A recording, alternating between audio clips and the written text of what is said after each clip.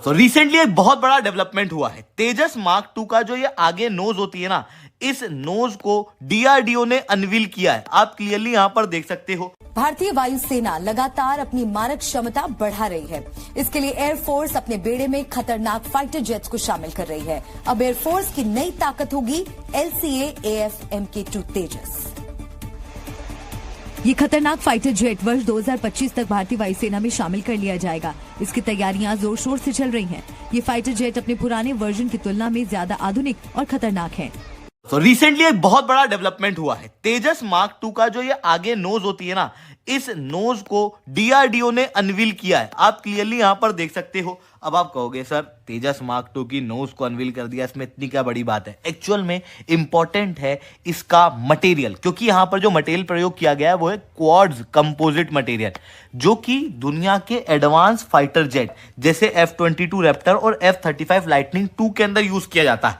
ये एकदम modern technology है।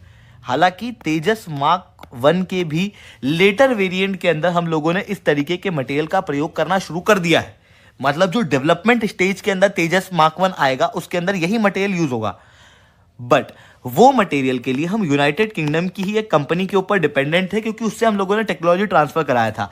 अब यहां पर डीआरडीओ ने भारत का खुद का क्वाड कंपोजिट रेडॉम तैयार कर लिया है। ये अपने आप में बहुत इंपॉर्टेंट है। ने कहा है कि जो तेजस एयरक्राफ्ट, जारी बात है ये बड़ी इंपॉर्टेंट चीज़ है इस सेंस में कि तो वो अब देखना ये है कि भारत जो नया अपना एक फ्लीट बना रहा है, राफेल वगैरह का एडवांस, हाँ F-35 जो भी नए तैयारे आ रहे हैं, तो वो किस हद तक उनमें जंगी सलाहियतें मौजूद हैं। अच्छा पाक, तो क्या खासियत है इस नए रेडम की, ये क्यों जरूरी था और ये कैसे भारत के डिफेंस प्रोग्राम को और मजबूत बनाएगा, और रेडम यानी नोज कोन क्या होता है, चलिए जानते हैं इस वीडियो में। दरअसल रेडम एक रडार प्लस डोम का मिश्रण है, जिसका काम फाइटर जेट में लगे रडार को सुरक्षित रखना होता है। ये रडार के सिग्नल को बाधित किए बिना उसे खराब मौसम और हवा के दबाव से बचाने का काम करता है। अगर आपने कभी किसी एयरपोर्ट या मिलिट्री बेस पर बड़े बड़े डोम देखे होंगे जिनके अंदर रडार सिस्टम होते हैं, तो वही टेक्नोलॉजी फाइटर जेट्स के लिए भी इस्तेमाल होती है। लेकिन फाइटर जेट्स के रेडम को कुछ खास विशेषताओं वाला बनाना पड़ता है, जैसे कि रेडियो ट्रांसपेरेंट, ताकि रडार सिग्नल्स बिना किसी बाधा के पास हो सके। हल्का और मजबूत यानी जेट की स्पीड और एरोडायनेमिक्स प्रभावित ना हो। स्टील कैपेबिलिटी, ताकि ये दुश्मन के रडार पर आसानी से पकड़ न जाए। हाई टेम्परेचर रेजिस्टेंस, ताकि ये तेज गति और मौसम के प्रभाव को झेल सके। अब तक भारत के तेजस MK1 के रेडम के लिए भारत यूनाइटेड किंगडम की कॉबहैम कंपनी से टेक्नोलॉजी ट्रांसफर लेकर काम कर रहे थे, लेकिन अब डीआरडीओ ने पूरी तरह से स्वदेशी रेडम विकसित कर लिया है। अब एक हमारे पड़ोसी मुल्क ने कुछ जंग का माहौल बपा करने की कोशिश की है, लेकिन खसूसियात के साथ साथ कहानी क्या है, इस तैयारे को बनाया क्यों गया और अब दुनिया में इसका मकाम क्या है, इसकी जो एयरफोर्स है उसकी कॉम्पिटेंसी के हवाले से बात करेंगे। सवाल यह है कि डीआरडीओ का नया रेडम क्यों खास है। दरअसल डीआरडीओ ने जो नया रेडम डिजाइन किया है उसमें क्वाड्स कंपोजिट मटेरियल यानी QCM का इस्तेमाल किया गया है। ये वही मटेरियल है जो दुनिया के सबसे एडवांस फाइटर जेट्स जैसे F-22 रैप्टर और F-35 में इस्तेमाल होता है। उन्होंने मुल्तान में एक प्रेस कॉन्फ्रेंस की, जिसमें सर उन्होंने बड़ा एक खतरनाक पिक्चर पेश की है। उन्होंने बताया कि इंडिया का पूरा प्लान है पाकिस्तान पे एक बार फिर अटैक करने का। उन्होंने डेट्स भी बता दी कि 16 अप्रैल से लेके 20 अप्रैल तक। सर पहले भारत की 8 करोड़ से ज्यादा आबादी गुर्बत की लकीर से नीचे जिंदगी गुजारने पर मजबूर, लेकिन मोदी सरकार का जंगी जुनून बरकरार है। दिफाई बजट के लिए 9.5% इजाफे के साथ 78 अरब डॉलर मुख्तस कर दिए। 5 अरब 60 करोड़ डॉलर के नए तैयारे खरीदे जाएंगे। अमेरिका, रूस और चीन के बाद भारत दिफा पर खर्च करने वाला चौथा बड़ा मुल्क बन गया। जो मिनिस्ट्री ऑफ डिफेंस है इंडिया की, वो कह रही है कि 2025 जो है is year of reforms.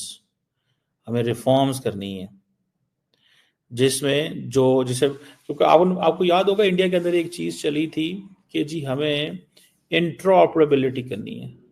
India के लिए दो कहते हैं जी कि उनके बड़े कॉम्पिटिटर हैं, चाइना है, पाकिस्तान है, और R&D के हवाले से वो कह रहे हैं कि शायद रेलेवेंस लूज कर रहे हैं। ठीक है जी।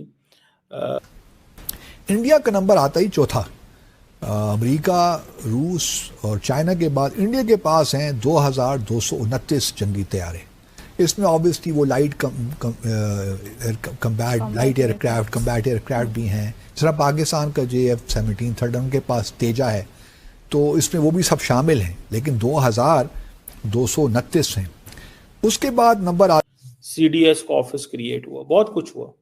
सो जॉइंटनेस, इंटीग्रेशन इनिशिएटिव्स लेने हैं और इस्टेब्लिश करना है कि इंटीग्रेटेड थिएटर कमांड्स की बात हुई थी, और जो एक्विजिशन प्रोसेसेस हैं, प्रोसीजर्स हैं, उनको जरा सिंपल करना है टाइम के हवाले से। सो फैसिलिटेट करना है टेक्नोलॉजी ट्रांसफर को, नॉलेज शेयरिंग को, कि कैसे defence sector and civil industry जो है इंडिया की वो काम कर सकें।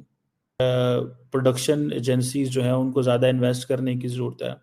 मैन्युफैक्चरिंग जो प्रोसेसेस हैं उनको इंक्रीज करने की ज़रूरत है। स्पीड, स्किल, मैन पावर, बहुत सारी चीज़ों को वो करने की ज़रूरत है।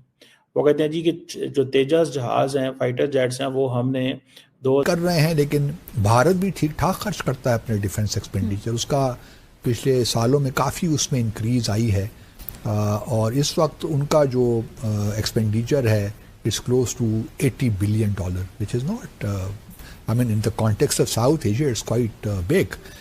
पाकिस्तान चूँकि हमारी ज़रूरियात तो बहुत हैं, लेकिन हमने महदूद वसाइल के बावजूद भी अपना डिटेरेंस कम अज़ कम रखा हुआ है, और हमारा डिफेंस एक्सपेंडिचर 8 से 9 बिलियन डॉलर के दरमियान है। कम हुआ है एक्चुअली हमारा defence expenditure in terms of to GDP ratio. अच्छा, on the Rafale thing they are doing good. उन्होंने कोई 60-70 मेरा ख्याल है, if I am not wrong, Rafale का ऑर्डर भी दिया है, 30-35 आई थिंक आ गए हुए हैं। सो इसलिए वो कह रहे हैं जी, एक हिस्ट्री बताई है, टाइमलाइन बताई है कि जो तेजा फाइटर जेट है उसे that is still to be manufactured by the Bengaluru, जो उसका हेडक्वार्टर है हिंदुस्तान एरोनॉटिक्स का, वहाँ कि पैसा आया इंडिया की हुकूमत की तरफ से R&D में कि जाएं जी रिसर्च करें किस तरह के जहाज चाहिए, क्या क्या चीज़ें हैं, क्या काम। उन्होंने कहा जी ठीक हो गया। आके 1A फाइटर एयरक्राफ्ट स्क्वाड्रन है, वही उन्होंने कर लिया, अपने साथ मिला लिया। सो ये चीज़ इंडिया के, अच्छा एक बात बताऊँ, इंडियन एयरफोर्स जो है ना वो थोड़ी बड़ी बोल्ड है। वो बोल्ड किस तरह मैं बताता हूँ आपको। बताता चलूँ कि ये जो एरियल पावर है उस पर ममालिक अब ज़्यादा जोर दे रहे हैं, क्योंकि उनका ख्याल है कि अगर एयरफोर्स मजबूत होगी तो फिर शायद आपकी दिफाई जो कुव्वत है, सलाहियत है, उसमें भी इजाफा ठीक ठाक होगा।